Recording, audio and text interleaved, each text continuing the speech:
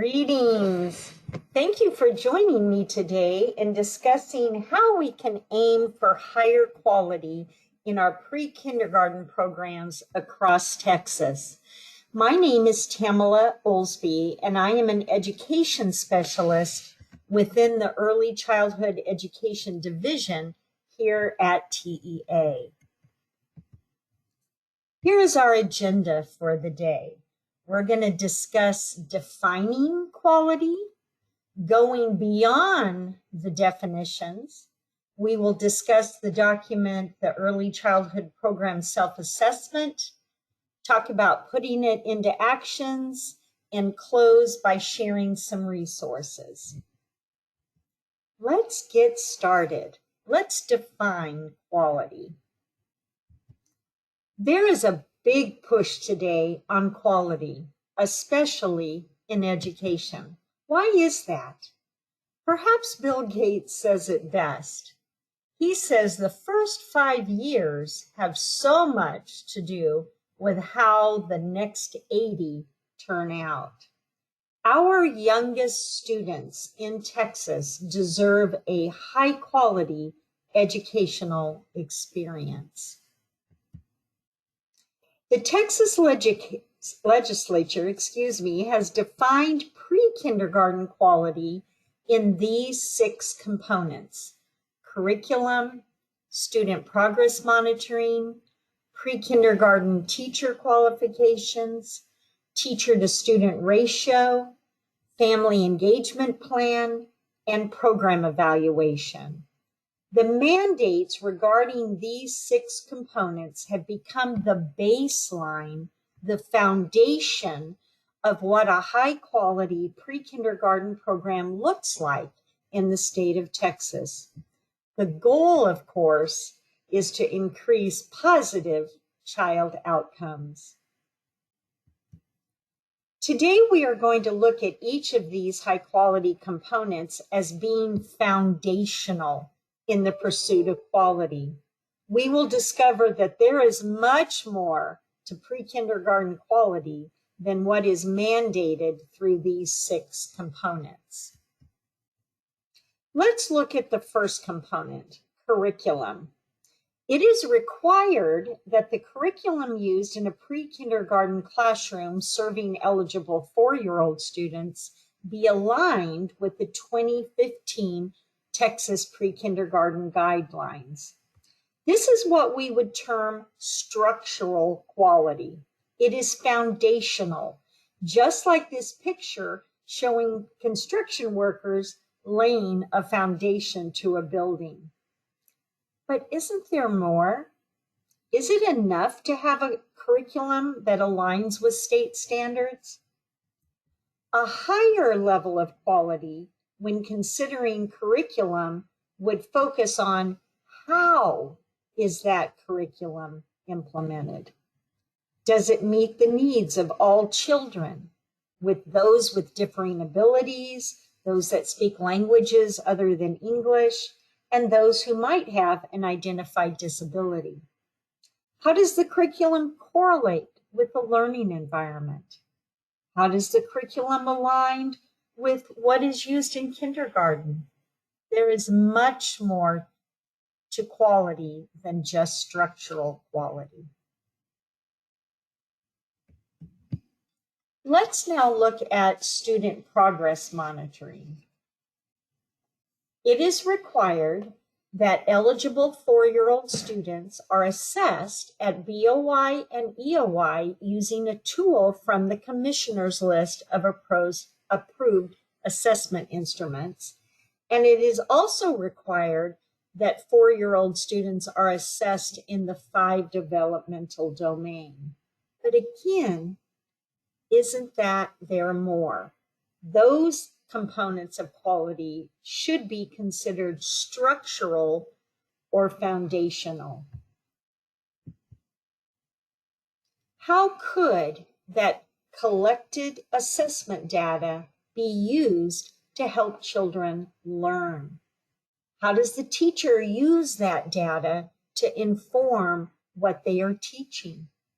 And how does that data used how that data is used is part of what we call process quality. Here is another high quality component, teacher qualifications. The requirements include pre-kindergarten teachers serving eligible 4-year-old students are appropriately certified, and they have an additional qualification. Again, these are considered structural quality. An even higher level of quality would concentrate on how the teacher is interacting with his or her students. Teachers of young students need a personal skill set that is unique. When you have a teacher that has that skill set, you can rest assured that you have not only structural quality, but what we call process quality. The next high quality component is teacher to student ratio.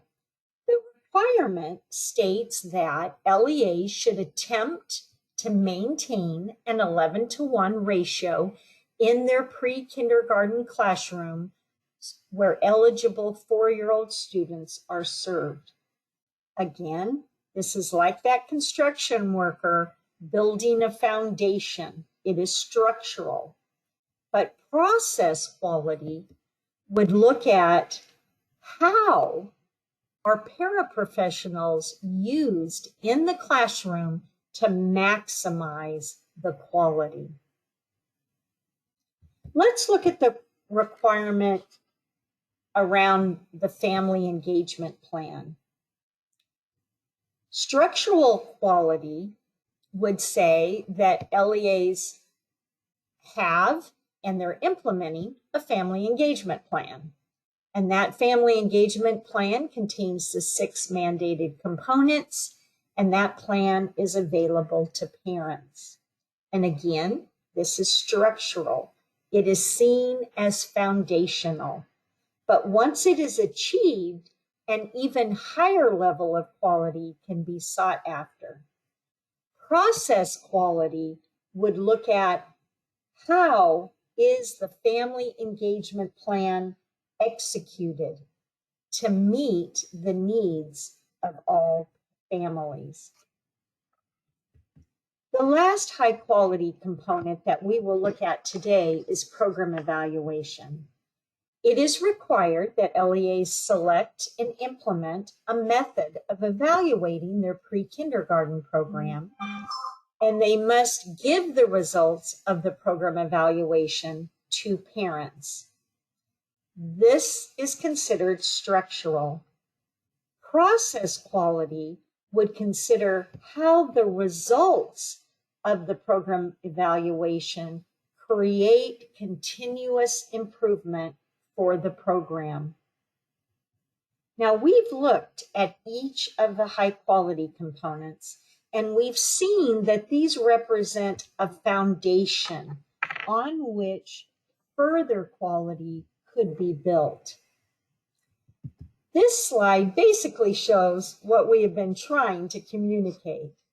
It takes both structural and process quality to build a high quality pre-kindergarten program. I do want to mention that the structural components that we considered today do not cover all aspects of quality in a pre-kindergarten program. For instance, one might want to consider instruction in the classroom. What does the learning environment consist of?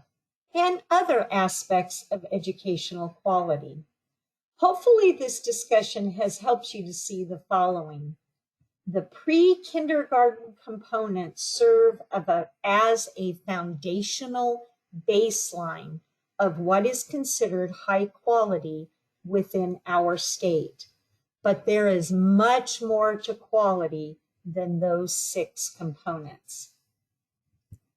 I'd like us to look now at a document created by TEA to expand on the definition of quality in pre-kindergarten. It is called the Early Childhood Program Self-Assessment.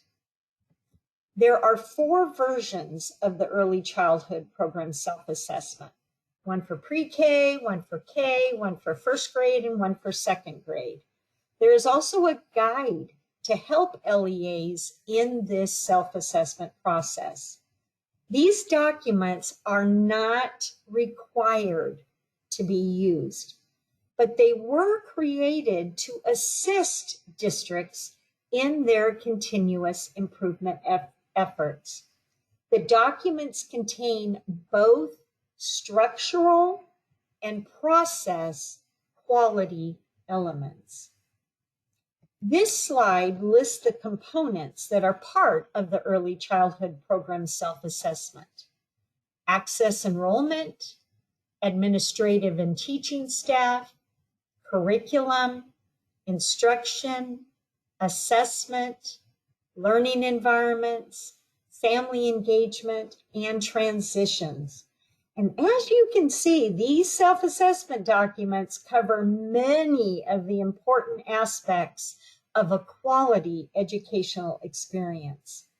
If you are needing more examples of both structural and process quality, this document will guide you. TEA recommends using this resource to document your ongoing pursuit of quality. We have covered a lot of material today, so let's try to put some of what we learned into action now. If someone asked you this question, the one thing I would like to improve upon is, what would your answer be? Would your answer be something structural, or perhaps process quality? How can you begin to make that one improvement? We always want to make sure we leave you with some resources. I've listed here our high quality early childhood webpage. You can send emails to hqpk@tea.texas.gov. I've given you the link to the Early Childhood Program Self-Assessment documents. I've given you the link to CLI Engage. This is a website that has a wealth of resources and tools, along with some professional development opportunities that could be used to increase quality. And then I've given you 4 other documents that you might want to look at. They all center around early childhood quality, and they all come from different places. So you may want to look at those as well. In closing, please note that the Early Childhood Division team is always here to help you, and please don't hesitate to reach out to us when needed. Mark Twain once said, "Continuous improvement is better than delayed perfection." May you use the information contained within this webinar to help you offer our youngest learners in Texas the highest quality educational experience.